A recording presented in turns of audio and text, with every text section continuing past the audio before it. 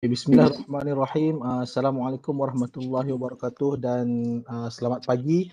Saya ucapkan kepada datuk-datuk, tuan-tuan, puan-puan yang hadir pada hari ini, para ibu bapa dan mungkin kalau ada para guru juga.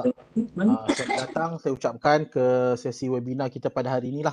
Jadi insyaAllah sebelum saya membentangkan, saya perkenalkan diri saya dulu. Saya adalah Dr. Muaz bin Sayuti daripada Sektor Kawalan Tembakau dan Urus State FCTC, Kementerian Kesihatan Malaysia.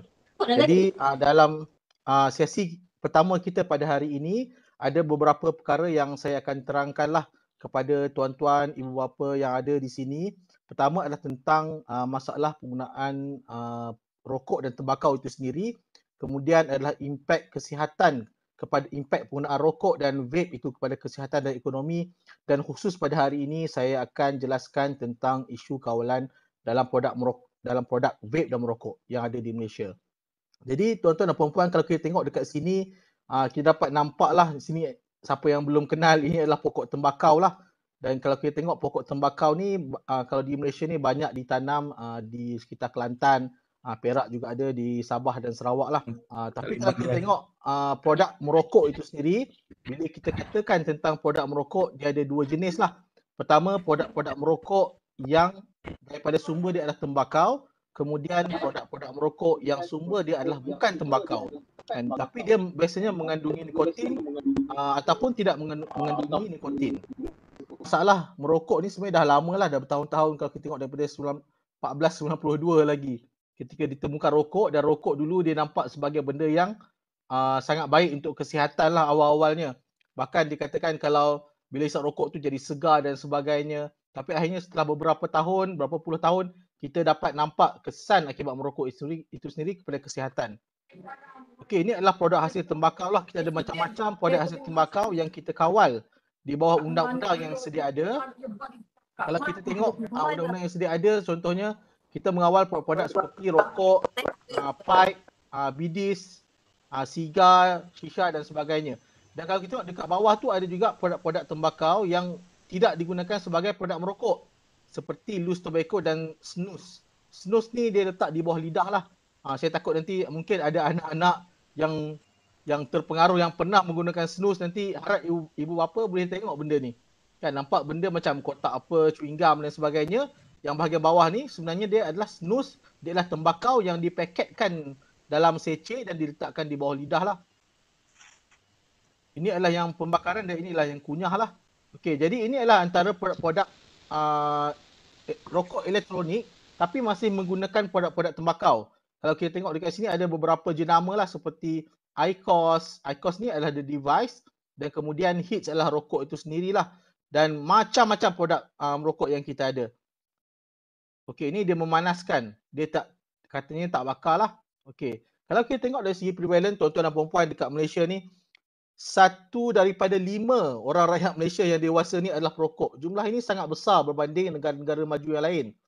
Dan setelah beberapa tahun, sejak 1996, kita punya penurunan, kita punya percentage of adult yang merokok itu tidak pernah berkurang daripada 21%. Maknanya maintain tinggi di sebalik apa yang telah usaha-usaha yang kita kerajaan jalankan. Kalau kita macam-macam kita dah buat, tapi jumlah itu masih tidak menurun. Dan ini kebanyakan daripada perokok-perokok ini, untuk pengetahuan tuan-tuan dan puan-puan, adalah daripada golongan lelaki lah. About 40.5% is male. And then kalau kita tengok 65% daripada golongan merokok ni adalah golongan B40. Bermakna di kalangan orang yang agak susah lah. Dan tapi terjebak dengan tabiat merokok dan susah untuk mereka meninggalkan tabiat merokok. Dari segi youth, dari segi remaja dan sebagainya, kalau kita tengok penggunaan rokok, kalau tuan-tuan dan puan-puan nampak dekat sini, nampak macam berkurang lah, dan kita rasa macam happy. Tapi sebenarnya ini adalah penggunaan rokok-rokok konvensional. Rokok putih lah kita panggil, rokok konvensional. Itu nampakkan sedikit penurunan. Tapi nanti saya akan tunjukkan kepada tuan-tuan dan puan-puan, ibu bapa sekalian, macam mana penggunaan rokok elektronik itu meningkat dengan banyaknya over the years. Kalau kita tengok kesan kepada merokok itu sendiri, daripada memang banyaklah, kita katakan kesan tu, kalau tuan-tuan tengok di sini, from head to toe. Maknanya bukan sahaja kesan dia kepada jantung, kepada paru-paru, hati dan jantung saja, tapi seluruh sistem badan kita ni akan terkesan dengan penggunaan rokok. Okay, tuan-tuan dan puan, kalau kita tengok sini, rokok juga menyebabkan keradangan lah. Okey, kaitan rokok dengan COVID-19, kalau kita tengok rokok ni, orang yang merokok itu lebih mudah untuk mendapat penjangkitan COVID-19. Dan kalau kita tengok kajian yang telah dijalankan di Malaysia itu sendiri, kan, kebanyakan perokok yang kena COVID-19 ni, dia akan masuk ke hospital dengan komplikasi yang lebih teruk, seperti komplikasi jantung, komplikasi paru-paru, komplikasi buah pinggang dan sebagainya. Bahkan ada juga yang menyebabkan kematian berbanding orang yang tidak merokok. Dan kalau kita tengok dari segi rawatan merokok itu sendiri, tuan-tuan dan puan-puan, ibu bapa yang dikasihi Allah, kalau kita tengok kesan kepada merokok itu kepada 3 penyakit saja. Ini kajian yang telah dijalankan oleh Profesor Al-Junaid daripada UKM pada waktu tersebut, menunjukkan kos yang digunakan untuk merawat 3 penyakit saja. Kan, kalau tuan-tuan dan puan-puan tadi saya cerita tentang banyak penyakit disebabkan oleh merokok, ini 3 penyakit sahaja, jumlahnya adalah sangat besar. Dan antara jumlah yang terbesar adalah chronic obstructive pulmonary disease, di mana paru-paru dia rosak lah. Jadi pesakit dengan chronic obstructive pulmonary disease ni, biasanya dia akan masuk ke hospital. Kalau dia masuk, biasanya kita akan rawat dia akibat jangkitan kuman dan sebagainya. Dan bila discharge, biasanya seminggu, 2 minggu, dia akan masuk balik. Dia akan biasanya pesakit-pesakit ini kita dah kenal. Kalau kita ada ke hospital tu, kita dah kenal pesakit ni sebab dia keluar masuk. Dan ini memberikan kos dan impak yang sangat tinggi kepada kos untuk merawat perokok-perokok tersebut. Dan kalau kita tengok impak kepada COVID-19 itu sendirilah, maknanya kos untuk merawat pesakit-pesakit dengan komplikasi yang teruk akibat COVID-19 dan mereka ini merokok itu sangat-sangat tinggi. Dan ini sangat memberi beban kepada kerajaan. Dan kalau kita tengok, banyak syarikat-syarikat rokok kata bila kita kata kita nak ban rokok, kita nak elakkan anak-anak kita daripada merokok, mereka katakan bahawa kalau kerajaan haramkan rokok dan sebagainya, habislah pendapatan negara, rugilah kita. Tapi sebenarnya kajian yang telah kita jalankan menunjukkan ketika kita hasil kutipan daripada cukai itu sendiri berbanding jumlah yang kita perlu gunakan untuk merawat kesan akibat merokok itu, kerajaan sebenarnya mengalami defisit lah. Kalau kita tengok tahun 2020 itu sendiri, defisit about 3.54 bilion. Jumlah ini adalah jumlah yang sangat besar, tuan-tuan dan puan-puan. Dan kalau kita tengok kesan kepada merokok itu sendiri, 1 daripada 30 orang yang mengalami komplikasi. Jadi kalau ada 30 orang mengalami komplikasi, kanser dan sebagainya akibat merokok, 1 daripada 30 akan mengalami kematian pramatang. Maknanya dia meninggal awal, kan? Dan ini kita dah tahulah. Dan di sebalik kawalan-kawalan yang telah kita jalankan, kita nampak banyak kawalan telah dijalankan oleh pihak-pihak kerajaan. Contohnya peraturan-peraturan larangan merokok di tempat makan. Kita nak elak anak-anak kita nak elak orang-orang yang tidak merokok daripada terdedah kepada asap rokok. Peraturan dari pembungkusan, promosi dan sebagainya. Tetapi persentage orang yang merokok itu masih tinggi lah. Dan kalau kita tengok dalam isu kawalan produk tembakau dan rokok ini, kan, kita mengawal dari seperti iklan dan promosi di kaunter jualan. Jadi di point of sale lah kita panggil. Kalau tuan-tuan nampak kat sini, kita nampak swipe, nampak jari itu kan. Rokok-rokok ni dia sangat cepat berevolusi dan syarikat-syarikat ni pandai lah. Swipe tu sebenarnya bila dia swipe dekat kotak tu, jari dia jadi wangi. Itu antara promosi-promosi yang dia jalankan. Dan kita tengok macam mana dia tulis tu check in dan dia punya design dan sebagainya sangat menarik. Kalau kanak-kanak pergi 7E, nampak benda tu warna-warni dan sangat menarik bagi mereka. Kan, ini adalah antara penyebab anak-anak mula merokok lah. Dan kalau kita tengok dari segi kawalan rokok konvensional itu sendiri, kita nampak macam-macam lah. Dari segi packing yang menarik, ada promosi-promosi. Kalau barcode tu, kalau dia scan dapat dapat e-wallet dan sebagainya. Dan ini sebenarnya kita kawal untuk produk-produk tembakau yang ada sekarang. Ini adalah antaranya lah. Ini adalah tembakau lerai, tapi dia bagi gulung sendiri lah. Dan kemudian dalam isu ini apa yang kita katakan sebagai heated tobacco lah. Ini beza dengan rokok yang biasa tadi. Kalau tuan-tuan nampak ni, ni memang dia punya booth. Jadi syarikat-syarikat tembakau ni dia pandai. Kan? Dia tak boleh jual rokok, jadi dia buat apa? Dia contohnya dekat sini IQOS ni adalah one of the device for heated tobacco. Kan? Untuk tembakau yang dipanaskan ni adalah device. Jadi dia tak jual rokok tu, dia jual device. Dia buka booth dia. Kalau nampak tuan-tuan nampak ni, booth ni adalah dekat IOI Putrajaya. Kan? Tengah-tengah tu cantik je kan? Dan ada sales dia yang jaga kat situ. Dan ini adalah contoh tadilah.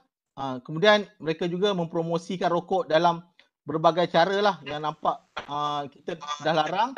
Mereka mencari loophole untuk mempromosikan produk mereka lah. Ini dari segi promosi, budget dan sebagainya. Dan saya akan masuk kepada penggunaan rokok elektronik ini. Penggunaan rokok elektronik ini sangat penting untuk kita tahu sebab kita tahu rokok elektronik ini sangat banyak digunakan dan sangat banyak dalam pasaran. Kalau tuan-tuan tengok dalam pasaran tu bermacam-macam jenis rokok elektronik yang ada dan penggunaan dia sangat meluas, dan masalah kita dengan rokok elektronik ini adalah dia adalah produk yang baru yang belum ada kawalan dan dalam undang-undang, terutamanya untuk vape yang tidak bernikotin. Ini adalah sejarah penggunaan rokok elektronik lah tuan-tuan dan puan-puan. Kalau kita tengok sejarah dia diciptakan oleh ahli farmasi itu sendiri daripada China, yang kemudian dia bekerja dengan syarikat rokok. Kalau kita tengok pada mulanya dikatakan untuk dia gunakan untuk berhenti merokok, tapi akhirnya dia itu sendiri menjadi apa yang kita katakan sebagai dual user. Dia menggunakan rokok elektronik dan dia gunakan juga rokok-rokok biasa. Kan? Ini adalah realiti yang terjadi kebanyakannya pada hari inilah di sebalik iklan-iklan promosi yang dijalankan. Dan rokok ini mula masuk ke Malaysia, rokok elektronik ini mula masuk pada tahun 2015. Ini kalau kita tengok produk-produk evolusi produk rokok ni daripada rokok elektronik yang nampak memang dalam bentuk merokok, berubah dalam bentuk pen, kemudian masuk kepada mod yang lebih besar, dan kemudian kita tahu ada beberapa produk yang di US dan sebagainya. Dan produk-produk rokok elektronik ini sangat cepat berevolusi. Kan, bermacam-macam device yang kita nampak sekarang yang kadang-kadang penguatkuasa dari segi undang-undang tu tak sempat nak dikejar, kan, untuk dari segi penguasaan. Dan tuan-tuan tengok dekat sini, bila kita katakan peratus merokok dekat Malaysia, kita nampak dekat hujung 2016 ke 2019 nampak sedikit penurunan untuk rokok-rokok konvensional, tapi dekat bawah tu yang warna orange tu, penggunaan rokok elektronik sangat tinggi tiba-tiba.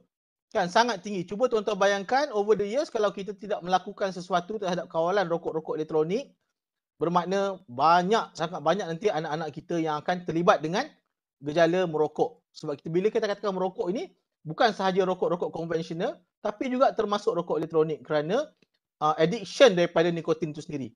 Dan kalau kita tengok ini masalah-masalah remaja kita lah.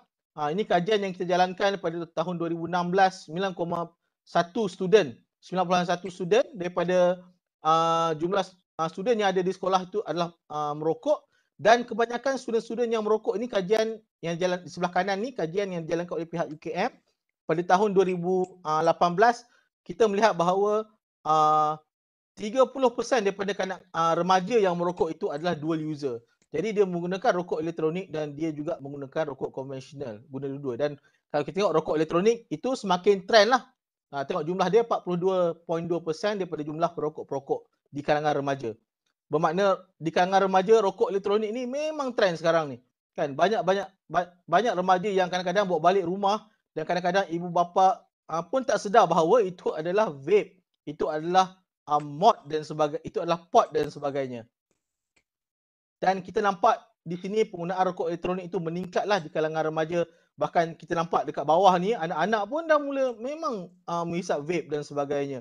Bahkan tanpa segan silu, kan, ayah dia pun ambil gambar anak dia, ambil video anak dia, masuk ke dalam internet, masuk ke dalam YouTube dan sebagainya tanpa segan silu, kerana mereka merasa bahawa benda ini adalah trend dan vape itu selamat dan sebagainya. Ini adalah misconception yang banyak berlaku dalam kalangan masyarakat. Dan kalau kita tengok tuan-tuan dan puan-puan, secara umum produk vape itu sendiri, dia liquid dia itu adalah selamat sebenarnya. Kalau kita tengok kandungan daripada e-cigarette itu, pertama adalah nikotin. Nikotin ni of course tidak selamat lah. Tapi kandungan-kandungan lain yang berada dalam vape tersebut, contohnya propylene glycol, vegetable glycerin, flavor dan sebagainya adalah produk-produk makanan yang sering kita dapat ada dekat dalam rumah kita pun. Kalau kadang-kadang kalau kita buat kek dan sebagainya, kandungan itu ada dalam kandungan bila kita buat kek dan sebagainya. Kan? Dia selamat untuk dimakan. Kan? Tapi ketika propylene glycol, vegetable glycerin ni, kalau kita kata minyak kelapa sawit dan sebagainya lah, kan, dan flavor dan sebagainya, bila dia dipanaskan, itu akan menghasilkan bahan-bahan yang lain, bahan kimia yang lain yang dapat membahayakan kesihatan dan kemudian disedut. Jadi dia selamat untuk dimakan tapi tidak selamat untuk dipanaskan dan disedut uap dia. Kan, sebab kita tahu paru-paru kita ni memang dijadikan untuk menyedut udara yang segar dekat yang ada di dunia ni lah. Kan, tapi bila kita sedut udara yang bercampur dengan bahan-bahan lain dan bahan-bahan toksik lain, ini akan menyebabkan gangguan dan masalah kesihatan kepada diri kita lah. Dan kalau kita tengok kandungan utama dalam vape itu sendiri adalah nikotin. Kan, sebab apa kena ada nikotin? Sebab kalau tak ada nikotin ni, orang tak akan beli balik produk dia. Sebab nikotin ni lah yang menyebabkan ketagihan kepada produk vape tersebut. Kajian yang telah dijalankan yang saya tunjukkan di depan tuan-tuan dan puan-puan yang ada di depan ni, kan, ini adalah kajian yang menunjukkan perbezaan antara penggunaan nikotin, heroin, kokain, alkohol dan substansi yang lain. Dan kalau kita tengok secara umumnya nikotin ni dari segi intoxication, dia agak selamat untuk dia agak selamat lah, bermakna kalau orang isap rokok dia tak terus mati pada hari ini kan. Tapi kalau orang ambil jumlah heroin yang agak banyak dan sebagainya ataupun alkohol, itu boleh menyebabkan kematian kan, yang cepat kan. Tetapi ketika kita melihat dari segi dependensi kan, kebergantungan kepada substance tersebut, kalau kita tengok nikotin ini adalah paling tinggi berbanding heroin, berbanding kokain, berbanding cannabis dan sebagainya. Ini menunjukkan bahawa kalau seseorang, terutamanya kalau kita cakap dalam keadaan sekarang dari segi anak-anak kita lah, once they are addicted to the nicotine, dia nak berhenti tu tuan-tuan dan puan-puan sangat-sangat susah. Sangat-sangat susah kerana dependensi dia yang sangat tinggi. Dan bahkan kita tahu bila perokok-perokok itu sendiri nak berhenti pun memang susah. Kan? Memang susah dan kita memahami perkara ni. Dan sebenarnya untuk pengetahuan tuan-tuan dan puan-puan, penjualan nikotin yang ada itu sebenarnya dikawal di bawah Akta Racun 1952. Kan? Tetapi penggunaan yang sangat meluas dan bahkan ketika mereka menjual produk-produk tersebut, mereka akan label sebagai dia tak akan tulis nikotin. Kan? Dia tak akan tulis nikotin. Jadi penguatkuasa kena hantar sampel dan sebagainya, dan perkara itu sangat rumit untuk dilakukan kerana terlalu banyak produk-produk tersebut yang berada di pasaran. Jadi kalau kita tengok dekat sini, banyak orang mengatakan bahawa kalau kita nak berhenti rokok itu, isaplah vape. Kan, ini adalah promosi yang dijalankan lah. Ini adalah kekeliruan yang terjadi dalam masyarakat dan kekeliruan ini sangat perlu untuk pihak kerajaan dan tuan-tuan dan puan-puan sini untuk betulkan. Kalau kita tengok tuan-tuan dan puan-puan tengok dekat sini, kajian yang dijalankan di sebelah kiri tuan-tuan adalah tentang kadar nikotin dalam plasma darah. Maknanya nikotin dalam darah kita kan bila kita isap rokok, bila orang tu isap rokok. Jadi bila orang tu isap rokok, within 10 second nikotin yang ada dalam rokok itu akan sampai ke otak dia. Dia akan rasa relax, dia akan rasa segar sebab dopamin yang dirilis. Kan? Dan kemudian kalau kita tengok produk vape itu dia mempunyai mekanisme yang sama macam rokok. Kan? Dalam within 10 second dia akan sampai ke otak. Bahkan vape itu dia mengandungi kadar nikotin yang lebih tinggi daripada rokok biasa yang sedia ada. Kan, ini menyebabkan orang sangat susah untuk berhenti. Kan, ini menyebabkan addiction yang sangat tinggi. Kan, berbeza dengan kalau tuan-tuan tahu produk-produk untuk rawatan merokok itu sendiri seperti patch, nikotin gum dan sebagainya, di mana dia adalah slow release. Kan, dia tidak terus tinggi macam rokok tadi. Jadi ketika dia menggantikan rokok tadi dengan vape, dia sebenarnya masalah dia tak selesai lah. Dan biasanya orang ni akan menggunakan dua-dua sekali. Vape dia guna, rokok biasa pun dia akan guna. Dan kalau kita tengok komponen yang saya ceritakan tadilah, secara umum adalah selamat untuk dimakan, tapi dia tidak selamat untuk diminum, dia tidak selamat untuk digunakan untuk merokok dan sebagainya. Bila dipanaskan, dia dan disedut akan menyebabkan masalah kepada paru-paru seperti popcorn lung dan sebagainya. Dan ni adalah propylene glycol yang kandungan dia tadi menyebabkan iritasi pada mata kan, dan dia mengandungi formaldehyde. Kalau tuan-tuan kata mana bukti bahawa rokok ataupun vape ini menyebabkan kanser? Sebenarnya kandungan dalam yang dihasilkan akibat pembakaran tadi akan menghasilkan formaldehyde yang memang telah terbukti menyebabkan kanser.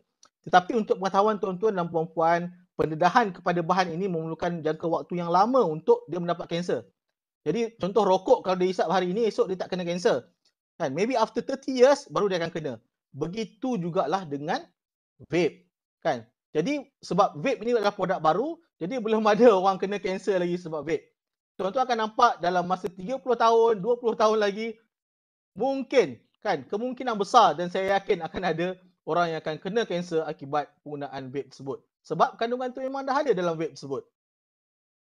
Dan bahan-bahan lain seperti glycerin, flavor dan bahkan untuk pengetahuan tuan-tuan dan puan-puan, asap wap yang disedut tersebut juga mengandungi metal.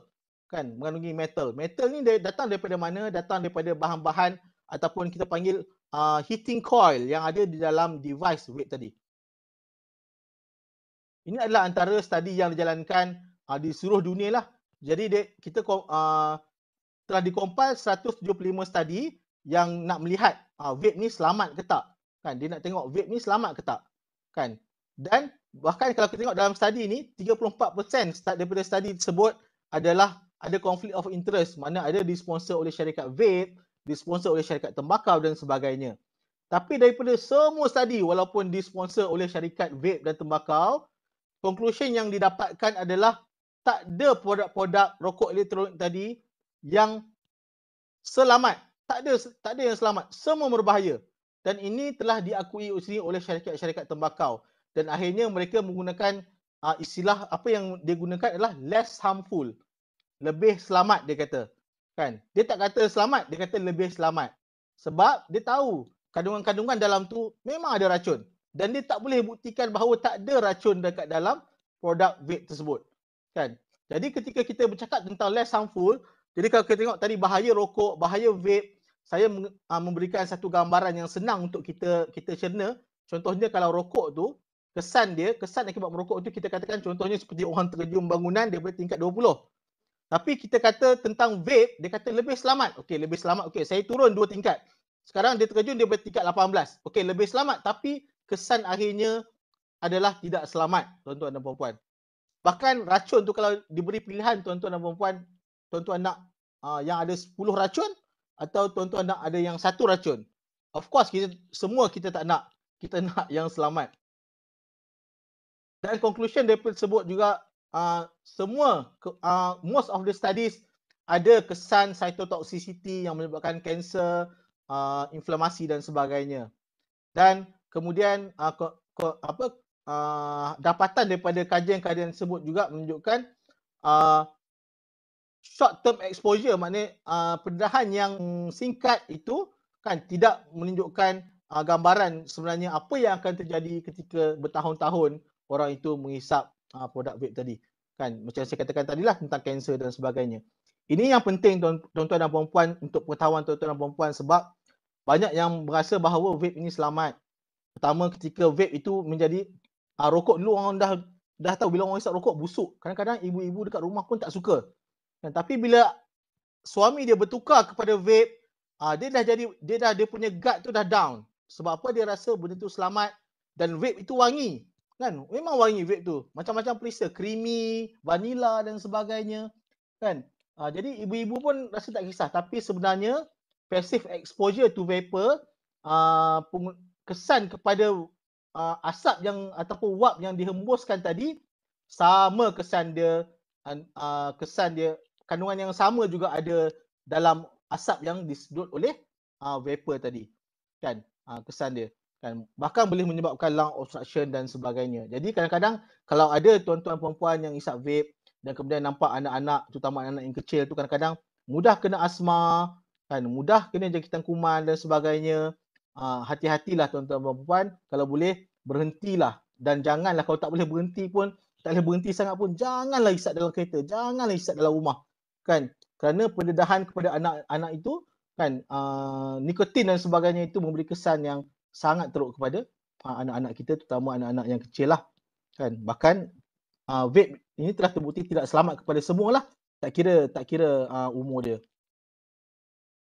Jadi kalau kita tengok tadi kajian tadi menunjukkan bahawa claim industri bahawa harm reduction tadilah, dia kata lebih selamat dan sebagainya, gunalah vape kan, ada cabaran berapa hari guna vape, tapi akhirnya mereka yang menggunakan vape ni akhirnya apa yang kita katakan menjadi sebagai dual user kan. Ini adalah impact kesan. Kalau tuan-tuan dan tuan-tuan dan puan-puan tengok rokok tadi, saya ceritakan tadi setelah 30 tahun baru kita ada kesan akibat merokok itu, kita dapat kanser kan. Kita kajian menunjukkan setelah 30 tahun penggunaan rokok tu yang awalnya dikatakan selamat, okey 30 tahun baru nampak ada yang kena kanser. Tetapi untuk vape ini tuan-tuan dan puan-puan, dalam beberapa tahun saja dah ada kesan yang menyebabkan penyakit yang disebabkan oleh vape ini. Apa yang kita kenal sebagai EVALI kan. Sorry, ini bukan penyakit T-Vali, penyakit EVALI. Jadi EVALI ni adalah Electronic and Vape Associated Lung Injury. Jadi dia punya paru-paru tu rosak akibat penggunaan vape tadi. Dan kes yang paling banyak sebenarnya tuan-tuan dan puan, kalau kita tengok sebab dia start awal daripada kita, US ni dia masuk awal lagi vape ni daripada Malaysia ni. Jadi dekat US tu memang dah banyak kes EVALI di kalangan remaja. Bahkan tuan-tuan, untuk pengetahuan tuan-tuan dan puan-puan, di Malaysia sendiri kita dah ada 2 kes yang telah didiagnos sebagai EVALI. Pertama adalah di Labuan, kedua adalah di Sarawak, di mana ada remaja yang menggunakan vape dan kemudian masuk, kita tak tahu sebab apa tiba-tiba dia masuk sesak nafas dan sebagainya, tak ada jangkitan kuman, tak ada penyebab-penyebab lain, dan akhirnya kita kaitkan dengan penggunaan vape dan kita hantar produk vape tersebut ke CDC Atlanta lah, dan telah terbukti bahawa dia mengalami gangguan paru-paru, gangguan pernafasan akibat penggunaan vape dan dirawat di ICU. Bahkan ada yang memerlukan rawatan oksigen sepanjang hidup. Sebab apa? Paru-paru dia dah rosak. Ini kerana satu lagi kerana health provider kita, doktor-doktor kita baru dikenalkan dengan penyakit ini juga, dan kita dalam proses untuk menerangkan kepada health provider kita supaya mereka pun dapat melihat aspek ini di dalam ketika mereka melihat pasien-pasien yang datang lah. Dan kalau kita tengok tuan-tuan dan puan-puan tentang vape ini, akta yang sedia ada ketika kita kawal semua produk-produk tembakau dari segi penjualan, pengiklanan, promosi, bungkus dia, larangan jual kepada anak-anak di bawah 18 tahun. Tetapi untuk rokok elektronik tu, yang ada kawalan adalah, pertama adalah penjualan terhadap rokok elektronik yang mengandungi nikotin, yang dia claim ada nikotin. Tapi kalau untuk pengetahuan tuan-tuan dan puan-puan, banyak produk-produk yang ada nikotin ni diklaim sebagai tiada nikotin, dan untuk yang tiada nikotin itu tiada peruntukan undang-undang yang sedia ada untuk mengawal produk-produk tersebut. Sebab tu dia bebas jual, dia bebas iklan sebesar-besarnya, bebas masuk TV, bebas guna artis dan sebagainya untuk mempromosikan produk-produk vape tadi. Yang produk-produk pengganti tembakau ni, kita ada produk-produk pengganti tembakau ni, ada tembakau, ada bahan-bahan merokok yang dibuat daripada teh dan sebagainya, itu juga tidak dikawal di bawah undang-undang yang sedia ada. Sebab tu bila melihat perkara ini sangat runcing masalah ini, kan kerajaan memutuskan untuk membuat satu akta barulah, iaitu Akta Kawalan Merokok dan Hasil Tembakau yang baru, di mana dalam akta ini kita nak mengawal semua produk-produk ni, kita nak melindungi semua rakyat Malaysia, kan, nak melindungi semua rakyat Malaysia daripada pengaruh penggunaan rokok elektronik dan produk-produk merokok tadi, dari segi penjualan, promosi, pembungkusan dan sebagainya. Dan kita ada juga khas untuk akta baru, sebenarnya sekarang untuk pengetahuan tuan-tuan dan puan-puan, akta ni telah diumumkan oleh Yang Berhormat Menteri Kesihatan akan dibentangkan dalam sesi parlimen, dan diangkat untuk mendapatkan kelulusan lah.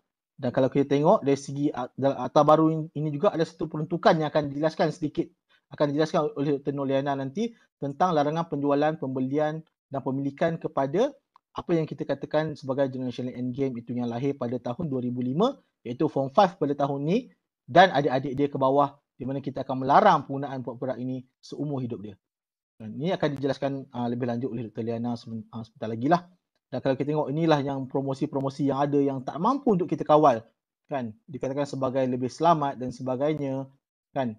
Kalau nampak ni dia kata, tengok rokok itu ada tar dan sebagainya, vape tak ada tar, dia kata. Kan, of course lah, sebab rokok itu dibakar, kan, dan vape itu tak dibakar. You cannot compare orange with apple, kan. Tapi kesan akhir dia adalah tetap berbahaya kepada kesihatan. Itu yang selalu dikelirukan oleh syarikat-syarikat syarikat-syarikat yang mempromosikan produk vape tadi. Dan kalau kita tengok promosi, nampak sebelah kiri tuan-tuan, cabaran 7 hari, artis-artis pun mempromosikan, kan. Bahkan mereka bebas iklan, bebas jual dekat online dan sebagainya. Kadang-kadang anak-anak ni dia beli online je tuan-tuan dan puan-puan. Sebab apa, dekat online tu banyak boleh dapat produk tersebut. Dan kerana produk ini tak dikawal, kan. Jadi kadang-kadang datang Foodpanda ke, datang apa ke, kadang boleh dapat, even dalam Foodpanda pun ada jual. Kalau kita tengok dekat pasar malam dan sebagainya, bebas dijual, kan.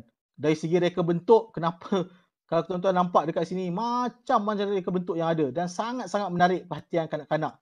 Warna dia, rasa dia, bau dia, memang anak-anak ni sebab dia kata selamat, dia gunalah, kan. Nampak pun macam straw dan sebagainya. Dan kalau tuan-tuan tengok dekat sini, apa tuan-tuan rasa gambar ni, kan. Kalau saya tengok ni memang macam aiskrim. Ini memang macam aiskrim, kan. Dari segi color dia, dari segi jenama dia pun memang macam aiskrim. Tapi sebenarnya tuan-tuan dan puan-puan, ini adalah salah satu produk vape. Ini adalah cairan vape yang dipacking dalam bentuk aiskrim, kan. Macam mana anak-anak tak berminat? Bahkan banyak kes-kes yang dilaporkan oleh Pusat Racun Negara melibatkan kanak-kanak yang menelan, yang meminum cecair vape tadi, kan.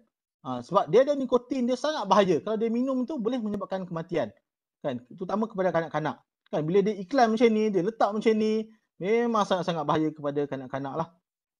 Dan dari segi iklan produk merokok dan sebagainya di internet dan sebagainya. Dan kalau kita tengok dekat sini, promosi dan perniagaan produk rokok itu sendirilah, kan. Expo dan sebagainya, bahkan ada pakar-pakar sendiri kadang-kadang yang mempromosikan vape tersebut, kan. Dari segi dalam talian ni semua tidak dikawal tuan-tuan dan puan-puan. Okey, jadi ini hujung daripada penjelasan saya pada hari ini. Ini adalah antara option yang kita adalah kalau tuan-tuan dan puan-puan ada yang merokok dan sebagainya, berniat untuk berhenti. Tuan-tuan dan puan-puan perlukan rawatan sebenarnya, perlukan bantuan sebenarnya yang berstruktur. Jadi boleh masuk ke laman sawang yang www.jomquit.com. Ini kerjasama pihak kerajaan lah. Private public partnership bersama-sama dengan pharmacist dan sebagainya berada di komuniti untuk memberikan rawatan berhenti merokok. Okey, kita ada juga program My House. Ini tuan-tuan boleh masuk juga dalam program My House, di mana dalam program My House ni kita declare rumah kita bebas daripada asap rokok. Jadi kalau ada orang yang datang rumah kita, dia tak isap rokok dalam rumah kita lah. Ataupun kalau ada suami, ada ahli keluarga yang isap rokok, kita minta dia akan merokok di luar rumah lah, tak masuk ke dalam rumah, untuk melindungi orang ahli-ahli keluarga kita.